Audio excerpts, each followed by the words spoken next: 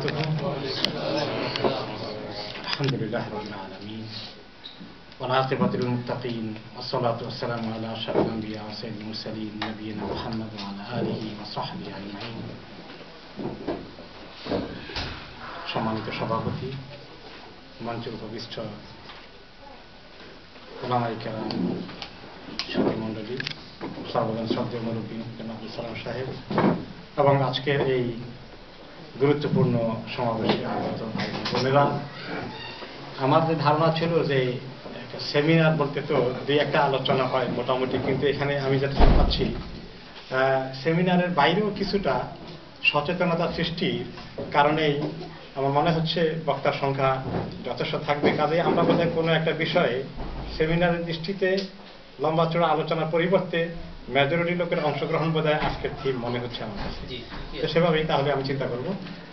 আমার আলোচনার একটা নোট ছিল, ওটার দরকার নেই আর। তাহলে আমি মাল্লা আবু সাহেব সাহেব আলোচনার ইয়ে থেকে বুঝতে পেরেছি যে আজকে মোটামুটি হয়তো আমাদের কমিউনিটিতে সচেতনতা বৃদ্ধি মেইন আমাদের আলোচনার টার্গেট। বিয়ে শাদী একটি বড় নিয়ামত আল্লাহ তাআলা কোরআনে পাকে বলেছেন, অমিন আয়াতিহি আন খালাকা লাকুম মিন আনফুসিকুম আজওয়াজা লিতাসকুনু ইলাইহা ওয়া জাআলা বাইনাকুম মাওয়াদ্দাতান ওয়া রাহমা। আল্লাহ তাআলা এটাকে আল্লাহ তাআলার সৃষ্টির অপূর্ব একটা নিদর্শন বলেছেন।